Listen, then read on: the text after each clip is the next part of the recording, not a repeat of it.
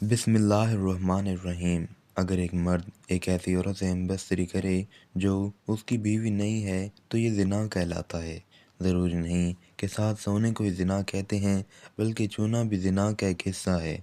और किसी पराई औरत को देखना आंखों का ज़िना है। ज़िना को इस्लाम में एक बहुत बड़ा गुनाह शुमार किया गया है, और इस्लाम ने ऐसा करने वालों की सज़ा दुनिया ही में रखी है, और मरने के बाद अल्लाह उसकी सख्त सज़ा देंगे। ज़िना की सज़ा क्या है और इसके बारे में कुरान और हदीस में क्या अहकामात हैं, और ऐसी कौन सी 3 औरतें हैं जिन पर ज़िना की सज़ा आयद नहीं होती, अगरचे इन पर ज़िना का जुर्म साबित भी हो जाए, लेकिन इन पर शरई हद लागू नहीं होगी। हज़रत मोहम्मद मुस्तफ़ा सल्लल्लाहु अलैहि वसल्लम ने फरमाया, मोमिन होते हुए तो कोई ज़िना कर ही नहीं सकता। अल्लाह ताला कुरान पाक में फरमाता है, और देखो ज़िना के करीब भी ना जाओ, ये बेहयाई और बुरा रास्ता है। अगर ज़िना करने वाला शादीशुदा हो तो खुले मैदान में पत्थर मार मार कर मार डाला जाए, और अगर कुंवारे हो तो 100 कोड़े मारे जाएं। आजकल देखने में आया है कि इस गुनाह में बहुत से लोग शामिल हैं, ख़ास तौर पर उस बाज़ार में जहां औरतें और मर्द इकट्ठे जाते हैं। किसका हाथ किसको लग रहा है, कहाँ लगता है, कुछ मालूम नहीं होता, लड़का हो या लड़की। और फिर उस गुनाह को करने के बाद अपने दोस्तों को बड़ी शान से सुनाते हैं, बल्कि उनको भी ऐसे करने की राय देते हैं।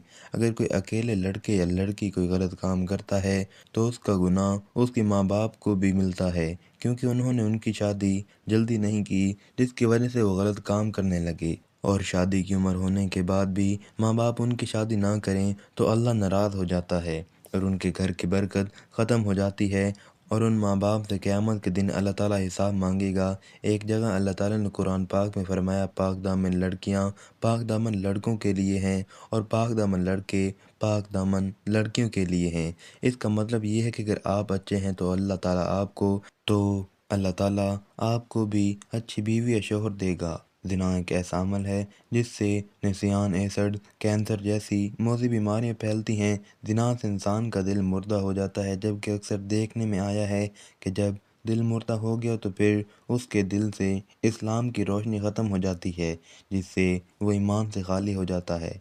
इंसान जो भी गलत काम करता है उसकी कीमत उसके बच्चों, माँ या बहन को इस दुनिया में ही अदा करनी पड़ती है। इमाम शाफ़ी रहमतुल्लाह अलैह कहते हैं कि ज़िना एक कर्ज है। अगर तू ऐसा कर्ज लेगा तो तेरे घर से, यानी तेरी बहन, बीवी, बेटी से वसूल किया जाएगा, और उस कबीरा गुनाह की और भी सज़ाएं हैं। लिहाजा खुद भी इससे बचें और अपने दोस्तों को भी बचाएं। अगर आपने अपने दिल से ज़िना का किस्सा अपने दोस्त को, सहेली को सुनाया, और उसके दिल में भी ऐसा करने की बात आ गई और उसने वो काम कर लिया, उसका गुनाह आपको भी मिलेगा, क्योंकि आप ही ने उसको गलत रास्ता दिखाया है।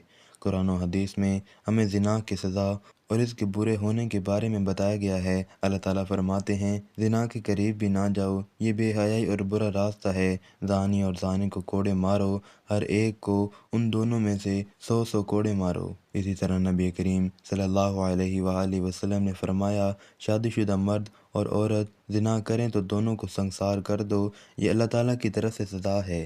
ज़ानी ईमान की हालत में ज़िना नहीं करता, यानी जब वो ज़िना करता है तो ईमान से खाली हो जाता है। रसूलुल्लाह सल्लल्लाहु अलैहि वसल्लम से बड़े गुनाहों के बारे में पूछा गया तो आप सल्लल्लाहु अलैहि वसल्लम ने फरमाया, हमसाये की बीवी से गुनाह करना बड़े गुनाहों में से एक गुनाह है। ज़िना करने वाला मुसलमान आकिल और बालिग हो, जिसने ये जुर्म अपने इख्तियार से किया हो और जुर्म के लिए उस पर कोई ज़बरदस्ती ना की गई हो। रसूल अकरम सल्लल्लाहु अलैहि वसल्लम ने फरमाया, 3 किस्म के लोगों का कोई अमल नहीं लिखा जाता, यानी 3 किस्म के लोग ऐसे हैं जिन्होंने अगर ज़िना किया भी हो तो उन पर दीन इस्लाम की रोह से कोई हद लागू नहीं होती। एक तो वो जो कि नाबालिग जब तक बालिग ना हो जाए, वो शख्स जो सोया हुआ हो जब तक कि वो बेदार ना हो जाए, तीसरा वो शख्स कि जिसका दिमागी तवाज़ुन ठीक ना हो, दीवाना हो, मजनू हो, उस पर भी उसकी कोई हद नहीं है। आप सल्लल्लाहु अलैहि वसल्लम ने फरमाया, मेरी उम्मत की भूल चूक और जिस चीज़ पर वो मजबूर किए जाएं माफ़ कर दिया गया है। यानी अगर आपसे कोई भूल चूक हो गई है, अल्लाह ताला आपको माफ़ फरमा देंगे, या किसी चीज़ पर आपको मजबूर किया गया है तो वो भी अल्लाह ताला आपको माफ़ फरमा देंगे। زنا کرنے والے کے لیے رجم یعنی زناکار پر حد قائم کرنے کا ایک طریقہ کار بتایا گیا ہے۔ زمین میں گڑھا کھودا جائے، زانی کو اس میں کھڑا کر کے سینے تک اس کو مٹی میں دبا دیا جائے اور پھر پتھر مارے جائیں یہاں تک کہ وہ مر جائے۔ یہ کارروائی امام اور مسلمانوں کی ایک جماعت کے سامنے کی جائے۔ اللہ تعالیٰ کا فرمان ہے اور ان کی سزا کے وقت ایمان والوں کی ایک جماعت حاضر ہونی چاہیے۔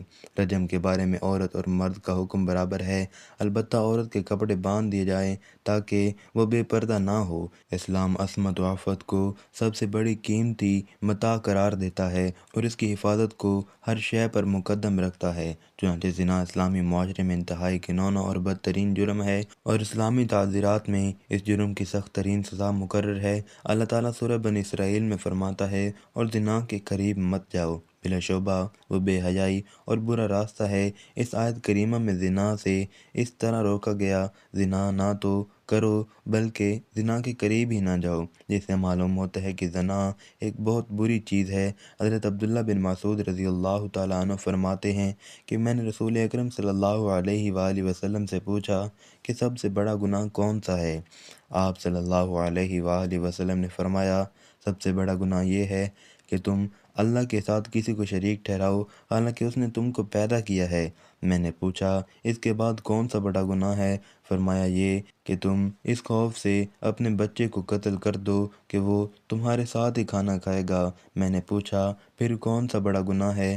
آپ صلی اللہ علیہ وآلہ وسلم نے فرمایا، یہ کہ تم اپنے پڑوسی کی بیوی سے زنا کرو۔ ابتدائے اسلام میں زنا کی سزا یہ تھی کہ زنا کرنے والے شادی شدہ عورتوں کو تاحیات گھروں میں بند کر دیتے تھے اور کنواری لڑکیوں یا غیر شادی شدہ مردوں کو زنا کرنے پر زنجیروں سے باندھا جاتا اور انہیں شدید ڈانٹ ٹپٹ کی جاتی تھی۔ جیسا کہ اللہ تعالیٰ کا ارشاد ہے، جو تمہاری عورتیں زنا کریں تو ان پر 4 مردوں کی گواہی طلب کرو، پھر اگر وہ گواہی دے دیں تو ان عورتوں کو گھر میں بند کر دو یہاں تک کہ ان کو موت آ جائے یا اللہ تعالیٰ ان کے لیے کوئی راستہ بیان کر دے۔ اور تم میں سے جو لوگ زنا کریں تو ان کو خوب ڈانٹ ڈپٹ سے اذیت پہنچاؤ، بس اگر وہ توبہ کر لیں اور ٹھیک ہو جائیں اور راہ راست پر آ جائیں تو ان کو کچھ نہ کہو، بے شک اللہ تعالیٰ رحم کرنے والا ہے۔ اللہ تعالیٰ سے دعا ہے کہ اللہ تعالیٰ ہمیں زنا جیسی موذی مرض اور اس کبیرہ گناہ سے بچنے کی توفیق عطا فرمائے اور ہمارا خاتمہ ایمان پر فرمائے، آمین یا رب العالمین۔ ناظرین، ویڈیو اچھی لگی ہو تو ویڈیو کو لائک کریں، شیئر کریں، چینل کو سبسکرائب کریں اور کمنٹ باکس میں اللہ تعالیٰ کے 99 ناموں میں سے ایک نام ضرور ٹائپ کریں۔ اگلی ویڈیو تک کے لیے دیجیے اجازت، اللہ حافظ۔